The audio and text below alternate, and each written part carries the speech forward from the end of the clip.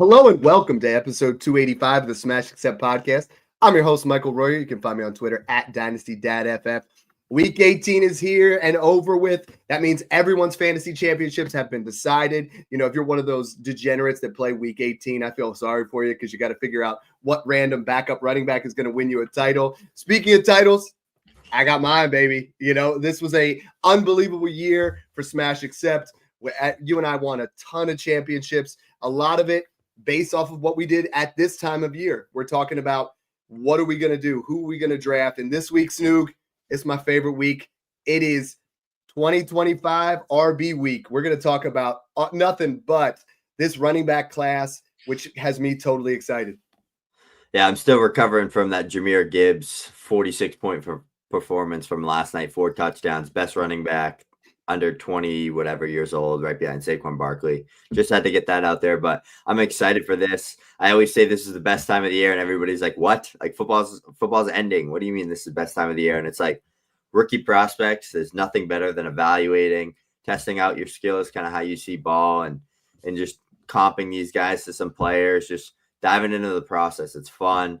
Getting to see these prospects kind of go through the combine, then go through the draft, and then go through training camp and OTAs and all that good stuff. So best time of the year starts now. We're going to dive into this potential historic running back class. I know people kind of say that a lot. 2020 was supposed to be like that. 2023 was supposed to be like that. 2023 did give us 3 superstar running backs and a couple of guys that are still like Tank Bigsby, Kendre Miller, Zach Charbonnet, still flashing, Tajay Spears. Guarantee you 1 or 2 of those guys will end up being at least top 15 running backs at some point. But the running back position can be right away, or it could take a little bit, and they could be handcuffs and then be superstars. So a really fun position, my favorite. So I'm excited to dive into this. Right now, we got Thomas Fowl says, good morning, guys. Just a reminder, we are on YouTube. We are on Spotify podcasts, everything, Apple podcasts, everything major. One thing I want to hit on, Snoog, and I'm going to put this up there, is our patreon.com/SmashAccept. I keep hearing people in the Dynasty community on Twitter, on YouTube, all over the place saying, man, this class is weak. You need to sell into 26. You need to sell into 27. And this just reminds me, and I keep saying it in the Discord, guys, $5 a month gets all of our rankings. Snoog and I have our top positional rankings. We have our top 24 Superflex rankings for the rookies, as well as all of our equivalents for values when it comes to regular players. But Snoog, the one thing I keep telling everybody is, and I keep saying this, $1 today is worth more than $1 in 2 years. What I can do, and we do this every year because everybody's like, oh, well, the 110's really not worth anything. And then you draft Ladd McConkey, and now he's worth, 2.5 first, and you say, well, I don't really want to be in on this class because I don't believe in it. You need to know how Dynasty works. The cyclical way of Dynasty fantasy football is everybody gets rookie fever. Everybody wants to draft those draft picks. Everybody's going to pay up on draft day. That's why last year I was getting Alvin Kamara in a 25 first for the 110. That's like absolute smash win now. Is like people get that rookie fever. They want to buy in. Yes, I think the 2027 class with Smith is going to be absolute fire. However, we got to look at this class. You got to understand what you have here. And on draft day, you trade that 25 first for a 26 plus first. And then even more savvy, you trade that 25 first plus a 27 first plus. Now all of a sudden you're balling. You got yourself a James Conner and a 27 first for the 110. Now you're ready to go. But this class is loaded when we're talking about running backs. Last year it was the wide receivers, and we got a nice sprinkling in Dynasty of 4 guys in our top 14 are from that class. Now we're going to have a running back class here, Snoog, that I think is just going to shake the entire running back landscape quite a bit. Like this group is going to really get us into position to dominate for the next decade. Yeah, this is very deep class. There's a lot of guys that we have in that kind of NFL starter / stud prospect kind of tiers that with just day true draft capital and a good landing spot, they could be top 12 to top 15 dynasty running backs. I mean, we saw it with James Cook and Rachaad White, right? Like these are 2 guys that were day 2 prospects, pretty good talents, good receiving backs that got day 2 draft capital and were RB1s for at least a year to 2. Rachaad White kind of got replaced. Still put up like a strong flex RB2 overall season because of the pass catching, but he had like that year last year. James Cook had that year last year and this year. Like you don't have to be the best running back in the world to have a good fantasy football season. You need draft capital. You need a good landing spot. You need some type of receiving upside or some type of touchdown volume role in a good offense. So I'm excited for this class, especially because I think there's like 12 guys that could be a Rashad White at least. So yeah. And right now, like today, you and I are starting to fine tune this, and our orders pretty similar. Our tiers not 100%, but right now when we're looking at tiers, and we're going to be doing running back shows all week, so make sure you guys check that out. We're going to do some quick hitters. We're going to do some shorts. We're going to do some top 12s.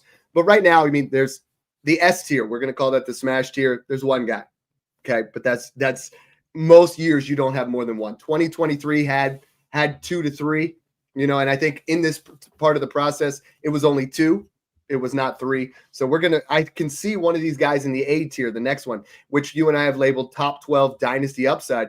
I think there's 3 to 4 guys in there. And I think one of those guys could literally be in the smash tier if he goes to the right area. I think Caleb Johnson, when we get to him, really could jump into that smash tier. Then we have the B tier, which is NFL starter talent. That's 4 guys right there. Snoop, that's 9 NFL starters. And then I have 2 more guys in that committee plus, where I think those guys, I mean, legitimately in the right situation could thrive as well. That puts us up to 11.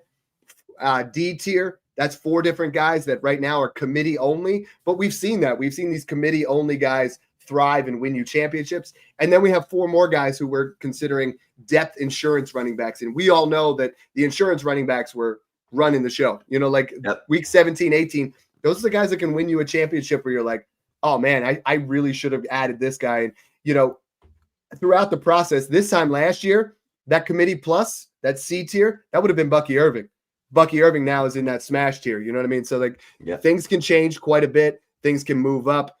When you talk about running backs, though, I'm telling you, man, this seems like as close to a hit as you can get. You and I said Bijan and Gibbs were going to be absolute smashes. We felt the same way with Breece Hall when he was coming out. Ashton Jeanty is in that elite category. 30 touchdowns. Heisman runner-up. How many 2,600 rushing yards? And I put that out there before where, you know, when you look at the rushing yards, he had more yards after contact than the RB2 Omarion Hampton had total yards. That's just how good he is. 500-plus receiving yards, first player to break 150 tackles. You know, and right now, Snoop, people are down a little bit because of the Penn State game. You know, we're talking about a guy that was an absolute workhorse the entire season, someone that, you know, comps out really high. He should be the Superflex 101, no matter what happened in that Penn State game or not. He is going to go to an NFL level system. He goes to the right system with a good offensive line. The sky is the limit for this guy. He's already my dynasty RB3, maybe RB4, you know, at the floor. But Snoop, I mean, we all know about Ashton Jeanty. Tell me a little bit more. I mean, I know you have him comped as someone that people are just going to get, you know, we're going to win some more of these bad boys just with this guy. And who do you have him comped to? And tell me a little bit more. Yeah, I want to first hit on that he had the highest PFF grade in the PFF era history. Just to talk about kind of how historic his year was this year. You mentioned he broke another record, 150 plus forced missed tackles. He was just less than like 50, 20 yards short to break that single season rushing record as well there in the NCAA playoffs. But just talking about, he played Penn State and Oregon, just talking about the competition situation. When he played Penn State, I'm pretty sure he had like 80 plus of his rushing yards out of like 100 something after contact. He was getting stoned wall all game. Boise could not stand up against that defense up front. That's the best defense in college football. They had no chance. Like, it was Ashton Jeanty's show or nothing, and they had 8 guys. Why do you think Boise State could throw the football a little bit? That's just all you need to know about how Penn State prepared for that, because they stacked the boxes. He absolutely ran all over Oregon, 200 plus yards, 4 touchdowns. He was good against good contact. Talking about his receiving upside, because people don't think he has it. He posted 3.19 yards per route run in his sophomore season, 569 receiving yards and 50 plus receptions. He's damn near an elite receiving back coming out. They just didn't need to use him like that this year. They wanted to use him as a bell cow running back. In college, it's all scheme dependent, but 90 plus PFF grade in all 3 seasons. You hit on that, 2,600 plus rushing yards. I mean, he's an absolute superstar. And he broke out as a true freshman, so he checks every box you want. He's a top 10 prospect, in my opinion. He'll probably go in the top 12 for sure. Dallas Cowboys is the landing spot that I think he goes to in my comp for him. Christian McCaffrey. think they very similar size-wise. I think Jeanty has more play power and more contact balance, but I think CMC is more explosive. But they play similar. They're both elite receiving backs, and they both have ridiculous production coming out of smaller schools. So, yeah, I absolutely love that. I mean, what people don't pay attention to is they just assume because his bowling ball looking style, 5'9", 215, the way he stands back there straight up like Michael Myers, just stone cold killer. You know what I mean? And they're like, oh, that guy's just a pounder. But you look at it, man, in the 2025 running back class, in yards per route run, he's number 1 at 1.66. For a running back, that is absolutely ridiculous. He's tied with Scabbo, who we're going to love talking about him as well. But I mean, Ashton Jeanty is the real deal. He's a 3-down back. He goes to the right landing spot. And man, we are going to see big time things from Ashton Jeanty. He goes to the wrong landing spot, and we're still going to see RB1 production. That's why, for me, there's not a quarterback in this class worthy of bumping him down. And as at the wide receiver position, I love Ted McMillan, but honestly, I think Ashton Jeanty's in a tier of his own. I don't see any way. And I think this is why people think this class is down, right? Is because the running back is the number 1 overall pick, right? But we had that in 2023. Everyone said, oh, you know what? This class doesn't have the elite level quarterback. Bryce Young was good in college and CJ Stroud was good and Anthony Richardson's got a ton of upside, but it's Bijan. And look at what that class produced. That class produced elite level running backs. And then the wide receivers started to fall. And you were getting guys, you were getting Jackson Smith and Jigba at 107 in some leagues, Jordan Addison at 108. And you were getting really nice level wide receivers. You were getting Kincaid at 110. This year's got tight ends. So don't drink the Kool-Aid that the 2025 class is bad. I have one where I have 9 first, and everybody's like, well, you're going to suck for years. And I'm like, guys, when you have that draft capital, you don't trade it now. It's only going to go up, and Ashton Jeanty's value is going to go up.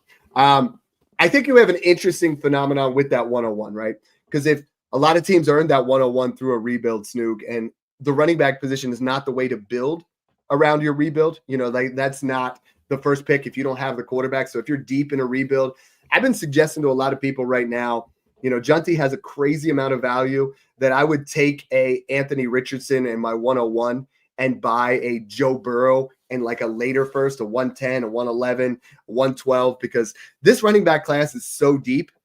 In a lot of drafts, you're going to get Singleton, Scabbo, Hampton in that late first, and you're going to get another stud running back. So I think Jeanty is that final piece.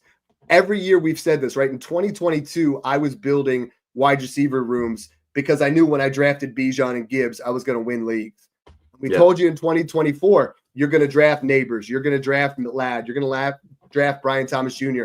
And then you fill in the cracks with these running backs, and you're going to dominate. And I think a lot of you guys listen to that, and that's really what we're trying to hammer home today.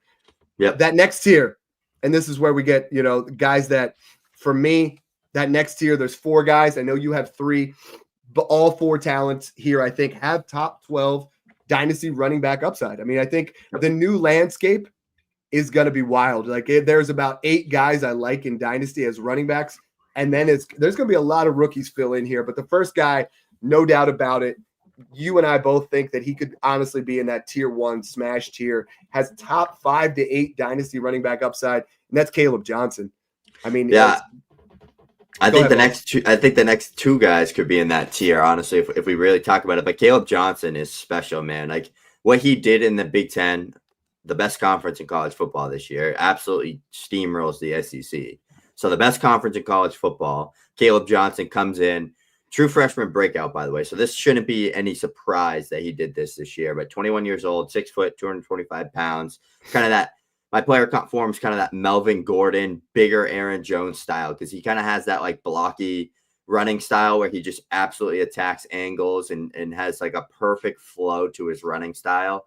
We saw a lot of Melvin Gordon and like Aaron Jones with how they just kind of glide through the field like silk. But I mean, he had 22 receptions. You kind of want to look at that 20 plus reception mark. That's usually like that threshold that I like to look for running backs, that if they're capable of catching the ball in the backfield, which he is. He had a couple good crosser routes and stuff like that I saw on tape that show that he's definitely a capable like 40 to 50 reception guy, 1,500 plus rushing yards, which was very elite. He also had 1,000+ rushing yards after contact. So he was the second best running back in this class behind Jeanty after contact, 4.42 yards after contact per attempt. These are elite numbers, man. I mean, he hit 66 missed tackles forced. Don't let Jeanty's 150 distract you from 66 not being good. 66 very good. It's stacked up at one of the tops in this class, and he had 23 total touchdowns. What I see on tape with this guy, workhorse style running back, excels through contact well, big profile framed running back like that Melvin Gordon type, like I said, good long speed, good short area burst, great vision, has a great feel for the game and how he runs the football. I just see so much Aaron Jones, Melvin Gordon on tape. I don't know if you see the same thing, Dad, but right now he's my RB2. Absolutely. I think he's a fringe round 1 grade, early day 2 guy.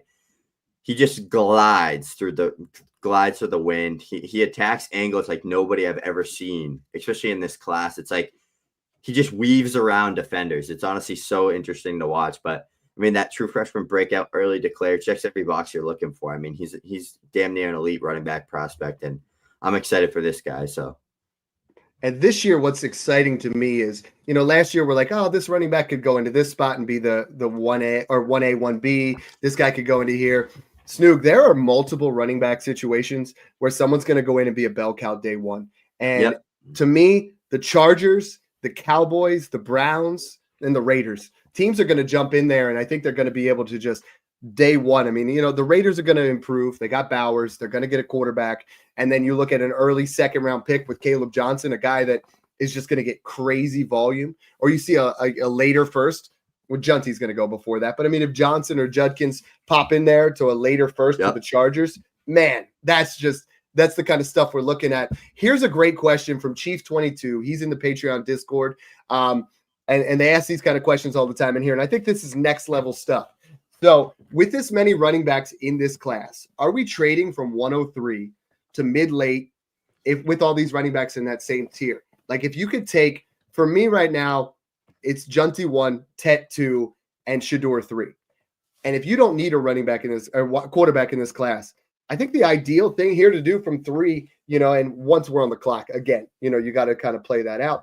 But there's going to be a lot of opportunity, Snook, to trade from 103 to 107 and get Travion Henderson, to trade from 103, and get yourself. People are going to get quarterback hungry.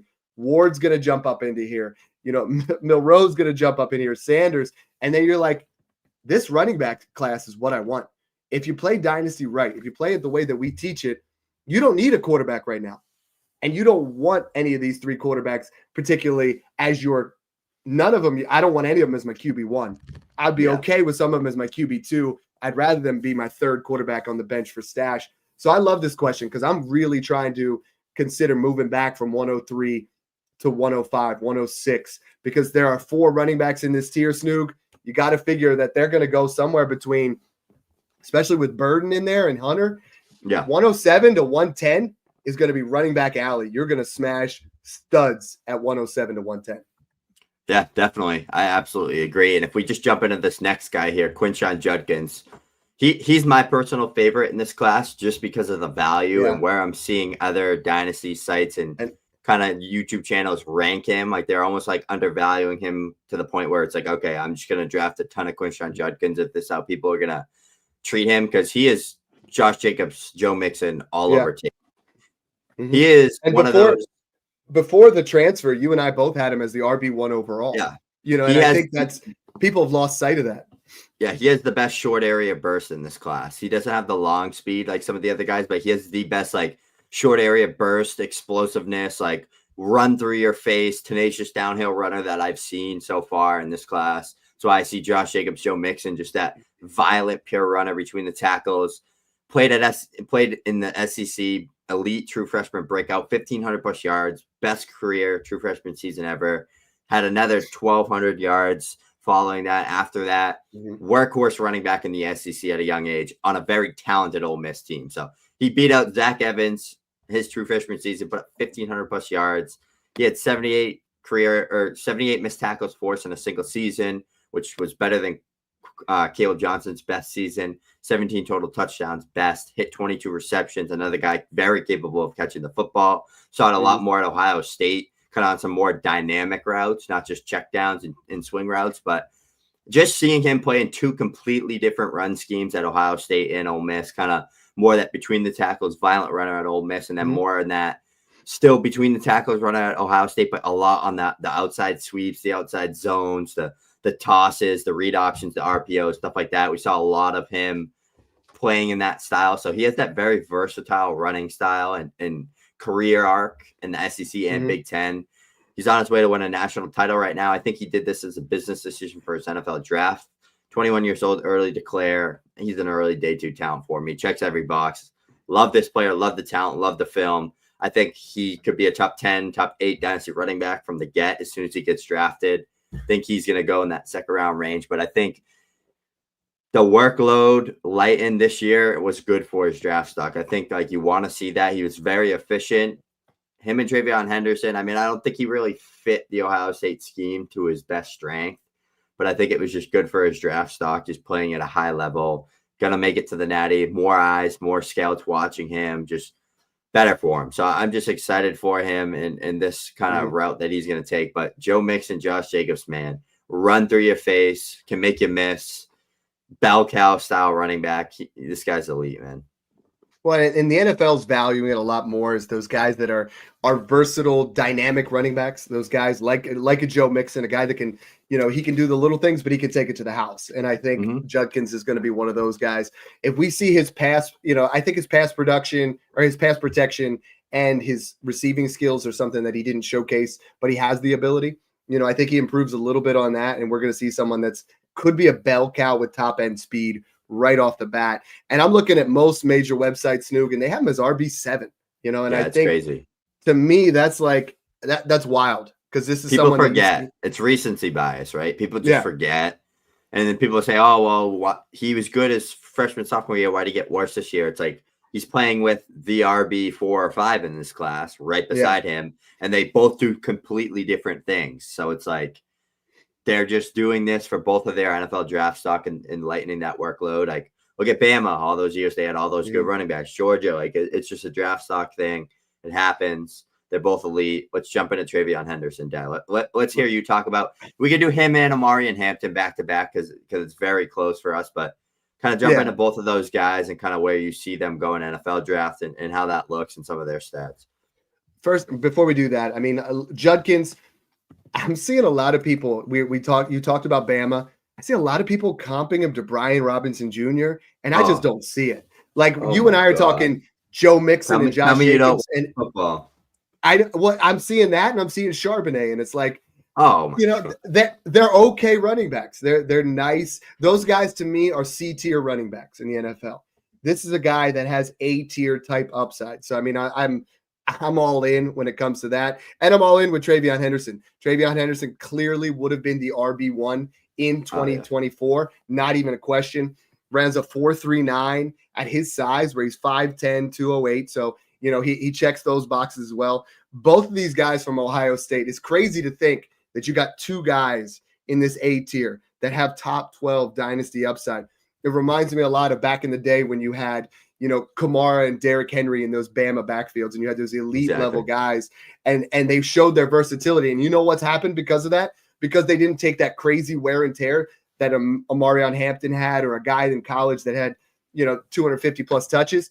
Is they have longevity. You see those guys are still in the NFL. Kamara is still good. Derrick Henry is still good, and I think this is going to ultimately help both of these running backs. I'm very comfortable paying a mid-first for either of them. Henderson has that acceleration and long speed where I think he's also a guy that's going to create some big-time gains in the NFL. He's had some durability concerns in the past, but I think overall this year was great for him at Ohio State to get Judkins in there, to keep him a little bit fresher, to show some of that explosiveness. And when he stays healthy, this is someone that's an all-around back as well. It's crazy to have 2 guys where you're like, all right, both of these guys have top 12 upside, but they do. Yeah, especially with Henderson. Him and Judkins are so different in so many good ways. Like TreVeyon Henderson had like 117 elusiveness rating, which was very elite, very guy that has a lot of wiggle. He's shifty, can get on the perimeter and absolutely dominate you. He's going to be a great 1-2 punch type back in the NFL. Kenneth Walker, Tajay Spears blend is what I see. He's got the size and the play strength. It's Kenneth Walker, so he's beefier back, but he has that wiggle and that short area quickness like Tyjae Spears a little bit. Not as quick as Tyjae Spears, but he has that play style. 4.31 yards after contact per attempt was very good. Having a season above 4 is good. Being in that like 4.5 plus is very elite. And just going back to his true freshman season, when he was healthy, when he had the backfield by himself, 1,200 plus rushing yards and 19 touchdowns. So elite player, 27 receptions, hit 20 plus many times. I mean, when he's healthy, he's one of the best backs on the field. Him and this next guy that we'll talk about are kind of in the same area for us. But yeah, Travion Henderson has a very high floor, pass catching upside type guy. So I think he's going to be a good guy to talk about as well. And that'll go day 2. He's another one of those day 2 guys. And we haven't seen that in the last couple of years, right? Day 2's just been a disappearing act with the running backs, especially last year. It was like we were waiting and waiting and waiting. And this year, and a lot of people have moved this guy up to their RB2 overall. I'm a little bit higher on him than you are. I have him, Omarion Hampton, just his downhill running style, his ability to thrive on contact balance and power, someone that has physical traits that led to college production that I think translates fantastically. I mean, I think he's going to be a top-notch running back. I think he has top 12, top 15 to top 12 upside. And again, I think out of these guys, though, I think his situation is going to have to be better than the other guys. Exactly. I think the other guys thrive. But if you told me he got drafted by the Chargers and, Henderson and Judkins go to a more of a situation where they're the 1B, I think right now, I mean, this is someone that I think would absolutely thrive in the right situation. Yeah, I mean, he was a sophomore breakout. I mean, this is another guy, 21 years old, 6 foot, 220 pounds. I see a lot of James Conner, Zach Charbonnet plus on tape with this guy, like a faster version of these two guys, more explosive. He's such a blocky runner to me. It's like it's a home run, crease or nothing. Like it's like he's had a couple plays on tape where I was like, okay, like he can drop the shoulder, run through people. He's got that contact balance. 4.35 yards after contact per attempt was his best season. I mean, he hit 1,600 plus yards, 90 plus PFF rush grade. He hit that. Had 38 receptions.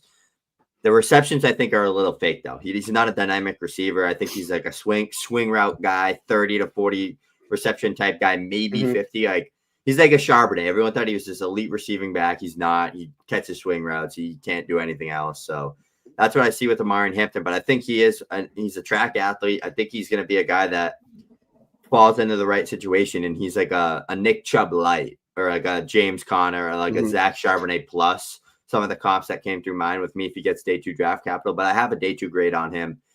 67 missed tackles forced, which was a good number as well. You're above that like 50 to 60 plus range. You can make guys miss. He is a bull in the china shop when he wants to be. Like I see him drop that shoulder, run through people. It is the ACC. It's probably the worst conference or one of in college football, but even when playing good teams, like he was always just wrecking havoc out there. And especially with Drake May, he was one of those guys that like back-to-back 1,500 plus yard seasons. Like you can't take that away from someone. That's very good. So I still have him. He's my RB5 right now. He could literally be like anywhere between RB5 to RB2. If he goes to the Chargers, he's probably going to be RB1 or RB2 or RB3 for me. Like it's that simple. I just think his situation matters a little bit more. He's going to need a little bit more touchdowns to be fantasy elite, but I think that path is there for him as well. I think you're going to see his career arc. I like you said, Nick Chubb. I almost see like a Josh Jacobs light a little bit as well, where you're looking at a guy early on in his career, first and second down work, but he starts to develop that game. I mean, we know Jacobs had that coming out, but it hasn't been until this year where he's gotten the receptions. And I think Omarion Hampton is a guy that's, he's going to be a mid. I think he goes somewhere between 106 and 109 in your rookie drafts. That's why I'm saying 107 to 110. Running back row, like you're going to get, I wouldn't be surprised to see 6 running backs go in the first round, and I think he's definitely going to be one of them. And he fills out the rest of our tier for that, A tier. The next tier is real nice as well, right? So far, let's get this out of the way. All 5 of these guys are ranked higher than anybody in 2024. We did the 2024-25 comparison. I think we start to get into the B tier. And we still have guys that are ranked better than the 24 running back class, and we knew that. Sorry, still getting over a cold, guys. It's been killing me. We're doing the show in the snow over here in the Northeast. Speaking of the Northeast, Penn State Nick Singleton. If he comes out, he's borderline A tier. I have him in that B tier, and I know you like him as well. And I think you're looking at a guy here, again, I think a little bit more system dependent, but a clear starter. If he comes out in 2025, I really hope both the Penn State guys come out in 2025. I'm a Penn State fan, but I just want to see him in the NFL because both of these guys, I mean, all three, when you talk about Warren and you talk about Aller and you talk about Singleton, you got three guys here that could really make an immediate impact in the NFL. Yep. Yeah, Nick Singleton, I mean, true freshman breakout. I was waiting to say this stat till we got to Nick Singleton, but 3 running backs in college football at 1,000 yards as a true freshman. Nick Singleton, Travion Henderson, Quinshon Judkins. All Big Ten players right now, so that's cool to see. But I think Nick Singleton has as much upside as any of the guys that we just talked about, just a little bit lower of a floor just because I think he's really reliant on home runs. He doesn't take like the easy stuff, right? It's like if there's a crease, he's gone. You're not catching him. He's also really good in space as a receiver. I don't think he has like crazy elusiveness, which kind of holds him back. He's kind of more of like a north-south runner. Chuba Hubbard, Travis Etienne Light is what I saw. Like Travis Etienne Light is a prospect. But I see so much of them, like just those home run hitters, elite athletes, like early day 2, like mid day 2 type talent, early declare. If he goes this year, 21 years old, he's 6 foot, 220 plus pounds. He has that true freshman breakout, 4.58 yards after contact per attempt, 39 receptions. Like he can catch the ball very well. So I think it's just one of those things. Like he's playing alongside another guy that's probably like a round 4 draft pick in Katron Allen. So it's hard to take over and dominate a backfield when you're at a big power 4 school like that, when there's another NFL talent playing right there alongside you the whole way. But Nick Singleton he was great in pass block as well. So he's just a guy that's going to find himself getting on the field from day one, right? I don't know if he goes, he could be in that like Rashad White role alongside another NFL running back where he's just that elite receiving back. He's much better than Rashad White. He's bigger, he's stronger, he's a better runner. So he'd have a lot more fantasy value. But like, I think that's like a floor for him. Like that RB20s range, catching 50, 60, 70 passes and being like a 1-2 change of pace guy with like a Brian Robinson or like a big bowling ball type, like bruiser at the goal line, but he could be that bruiser. So I'm excited for Singleton. He's like fringe A tier for me. He's probably right there with like, if the draft capital follows with those guys that we just talked about, but if he goes back to school, he's probably going to be RB2 in that 2026 class for me. So I'm excited for him. I hope he honestly just goes back to school. So the 26 class isn't so bad, but he's a fun player, elite home run hitter. So let's jump into these next guys. Dylan Sampson, talk about him. Hold on. No, I got another guy ahead of them, but we just can't. He's risen up board so much. I have Scatty over him now, too. I'm fully on board with Scatterbo. I know. You'd be remiss if you don't talk about Cam Scatterbo. I mean, you're watching the tape, and the dude just goes ham in the bowl game. He goes absolutely ballistic, and you're like, who is this? What do we got here? And a lot of people are just seeing him for the first time. This didn't just happen. 1,700 rushing yards with 21 rushing touchdowns.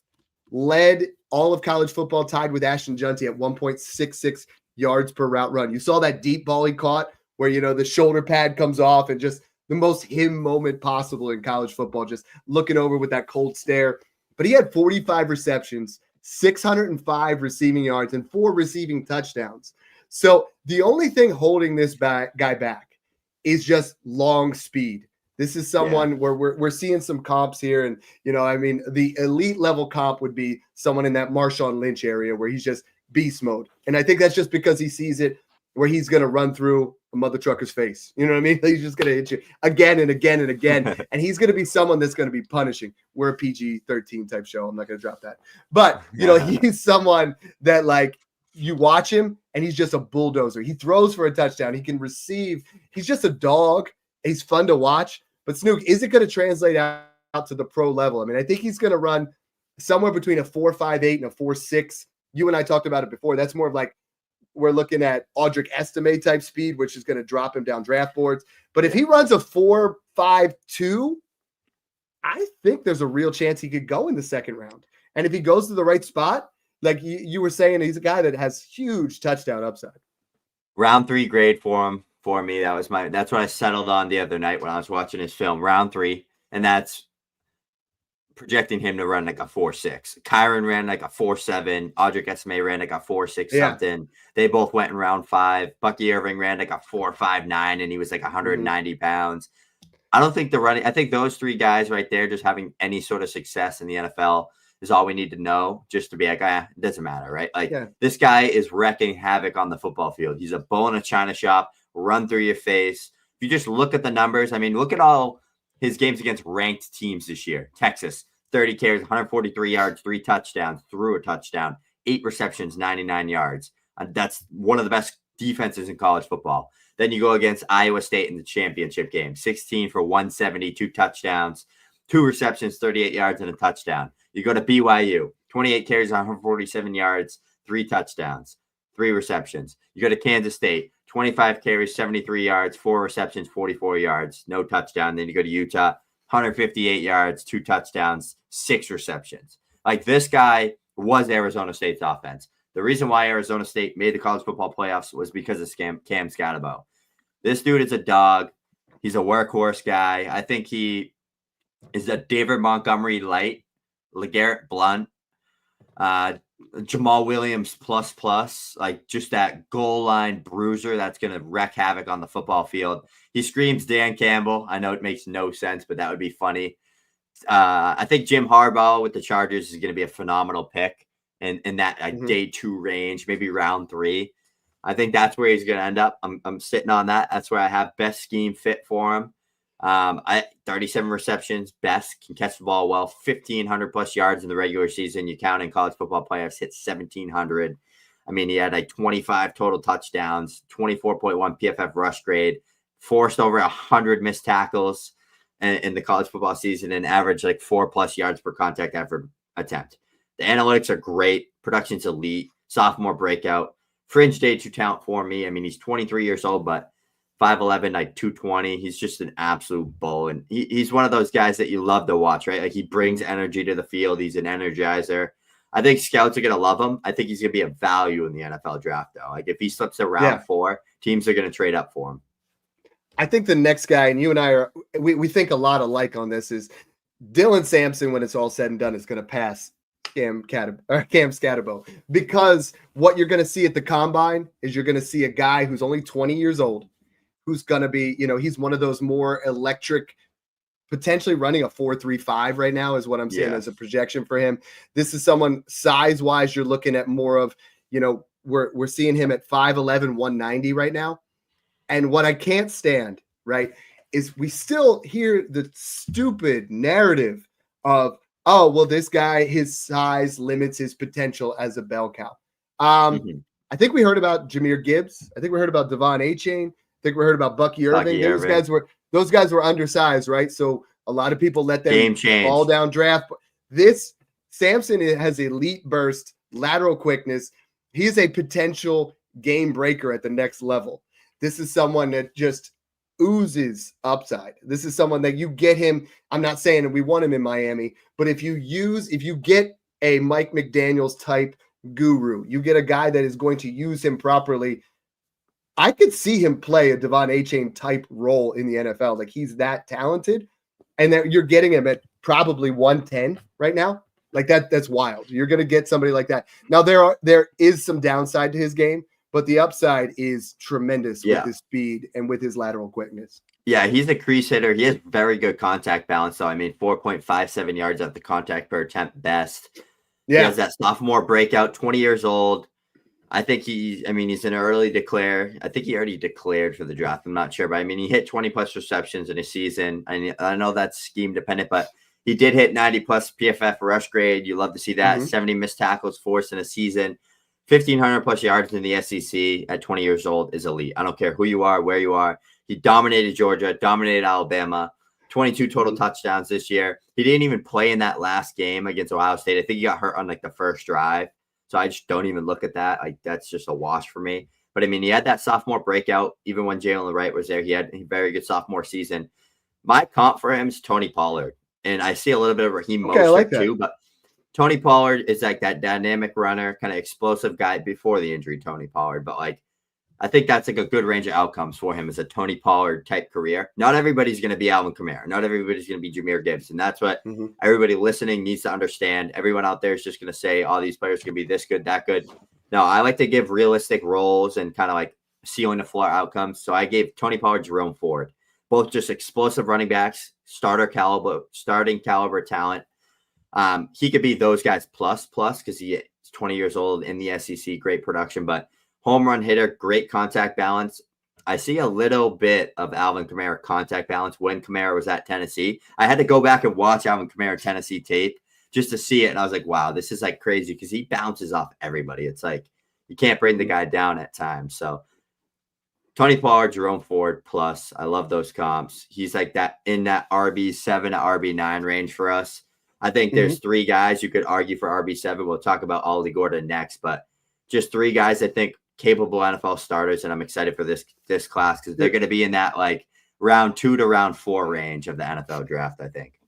Ollie Gordon is one. I'm looking around on other websites and I'm seeing him RB12, RB15. I saw one site had him as RB18 of the class.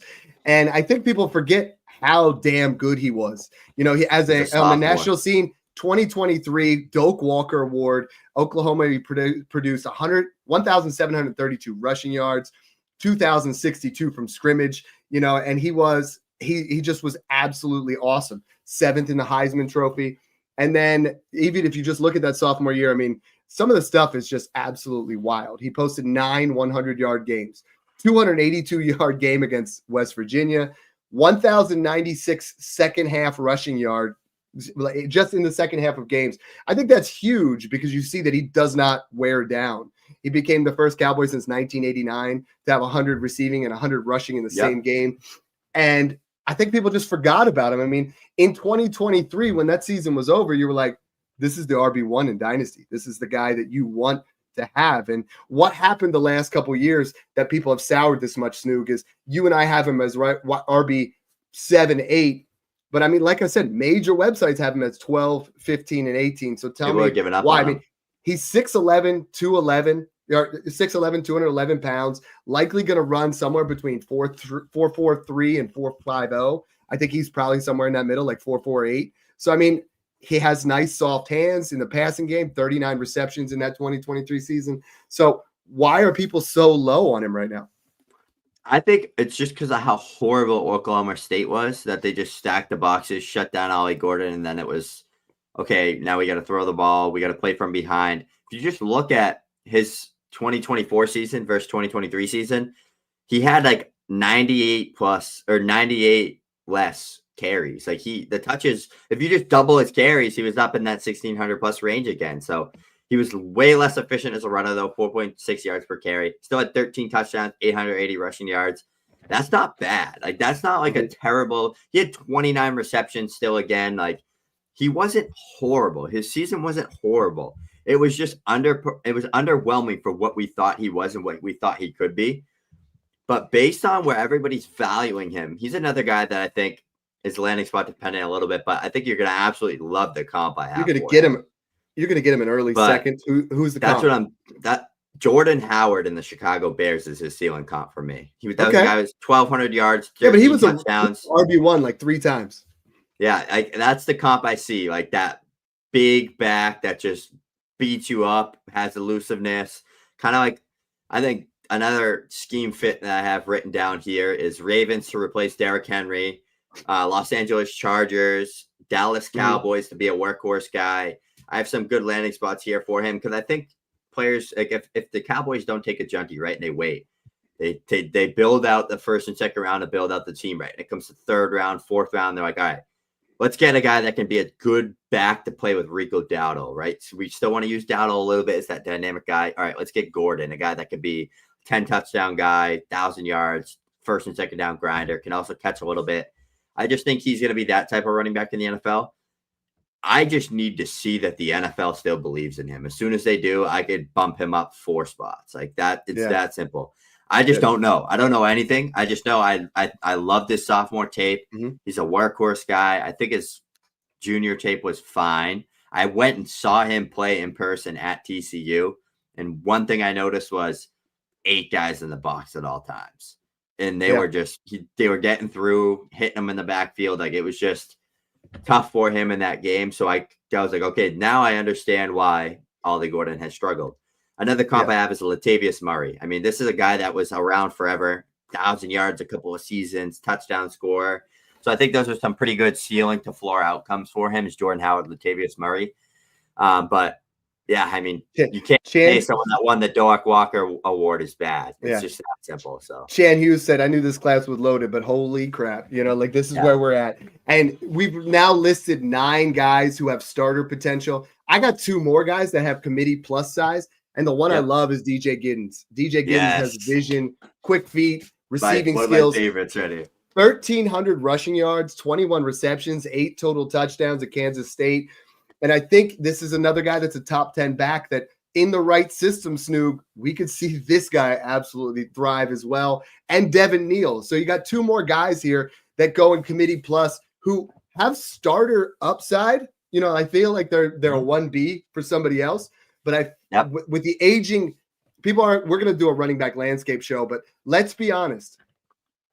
70% of our running back ones right now are aging guys. It's Joe Mixon, Alvin Kamara, Derrick Henry. We're looking at these running backs where it's going to be a changing of the guard, maybe not in 2025, but 2026. And I could see Giddens or Neal be a 1B in 2025 and get a starting role by 2026. Yeah. You're going to love my comps for both of these. I'll start with the comps. DJ Giddens, Tony Pollard, Rashad White. That thinner frame, like 6'1" style running back that's just dynamic in space, kind of that 1-2 change of pace guy, elite receiving upside type player. And then for Devin Neal, Tajay Spears, James Cook. Another one, great receiver, dynamic, can make you miss. Tajay Spears, he has that wiggle. Like Devin Neal has that crazy wiggle, that elusiveness in space. Both space guys, but can both run the football damn well. So I think they're both guys that are fringe day 2 talents, early day 3 guys that could get lost in the mix a little bit with how stacked this class is.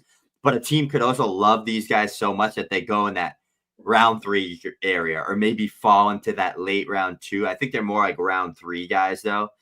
But both were great. Both sophomore breakouts. I mean, Devin Neal was a true freshman breakout. Both 21 years old. Both good pass catchers. Both Devin Neal averaged like 3.75 yards after contact per attempt, which is good.